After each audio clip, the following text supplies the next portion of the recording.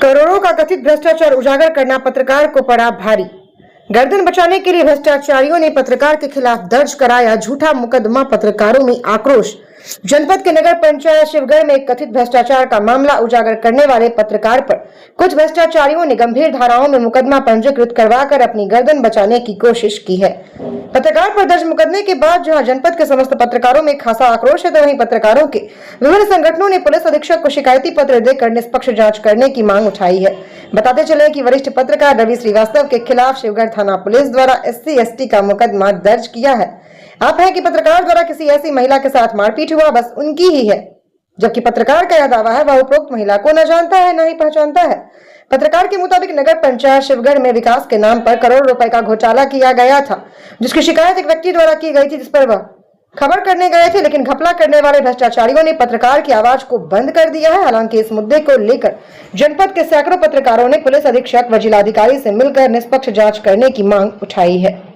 देखिए star district के लिए उत्तर प्रदेश के रायबरेली से जोनल हेड अंतिम सिंह चौहान की ये रिपोर्ट।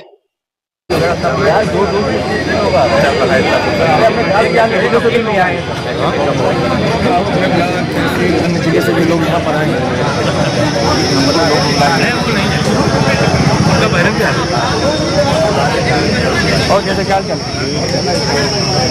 आप लोग आज जिले के जो भी वरिष्ठ पत्रकार हैं, सीनियर जूनियर सारे पत्रकार इकट्ठा होकर के पुलिस अधीक्षक कार्यालय गए हैं, क्या था पूरा मामला? देखिए, शिवगढ़ नगर पंचायत में तकरीबन 5 करोड़ का घोटाला था। उस घोटाले की खबर वहाँ के पीड़ित राजकिशोर वाजपेयी ने दिया। उन्होंने बताया कि साहब ये मामला है, पिछले 2 साल से हम लगातार इसमें RTI मांग रहे हैं, कई बिंदुओं पर जांच करवा रहे हैं, मुख्यमंत्री पोर्टल सबको दिया।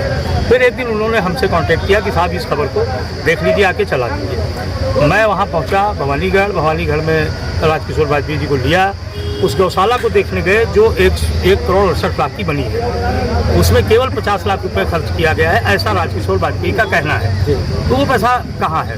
सवाल ये कि 40 करोड़ के आए हुए बजट को 5 करोड़ का जो घोटाला हुआ, ये मैं नहीं, राजकिशोर वाजपेयी कह रहे हैं। लेकिन इस खबर के बाद उनके ऊपर 2 घंटे में जैसे रायबरेली पहुंच रहा था, उनके ऊपर जानलेवा हमला हो गया। उनके ऊपर गाड़ी चलाई गई और उनको मारा गया। 2 घंटे बाद हमारे पास खबर आती है कि भाई हम मार खा गए।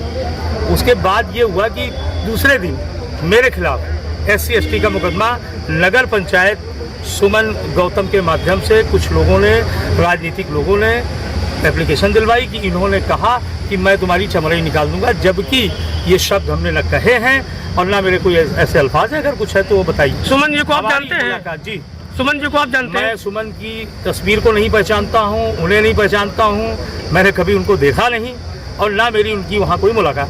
आज अपर साहब ने क्या आश्वासन दिया? अपर साहब ने ये कहा कि भाई इसकी जांच कर ली जाए।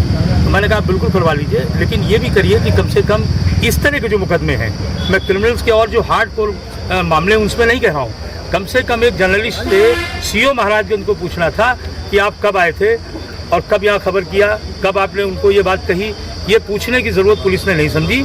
लेकिन एक आम आदमी, एक फरियादी जब अपनी पीड़ा को किसी थाने में कहने जाता है तो उससे 1000 सवाल पूछती है और आखिरी में पैसा पूछती है, दे पाओगे कि नहीं। तो ये बड़ा प्रश्न है। मैं आज तक सच्ची खबरें कर रहा हूँ, करूँगा आगे।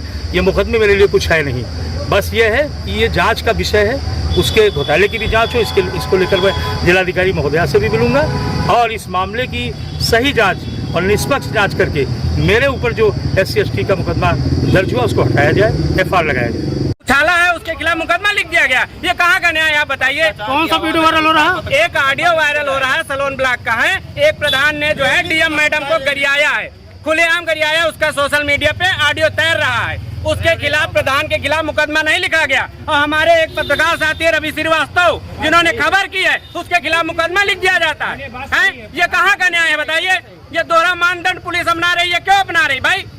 ये प्रचार जो चरम सीमा पर है, ये सच्चाई हम ऑडियो इसलिए इनको लगाम लगाने का काम जो है सरकार करवा रही है। पुलिस प्रशासन बिना पूछे, बिना किसी जांच के ये मुकदमा लिखने से पत्रकार की आवाज को दबा दिया है। हमारे पास ये ऑडियो है। कप्तान साहब से कहा गया है कि किसी भी पत्रकार के खिलाफ किसी भी थाना, चौकी, कहीं भी अगर शिकायत पत्र पड़ता है तो बिना किसी जाँच के जो है मुकदमा नहीं लिखा जाना चाहिए।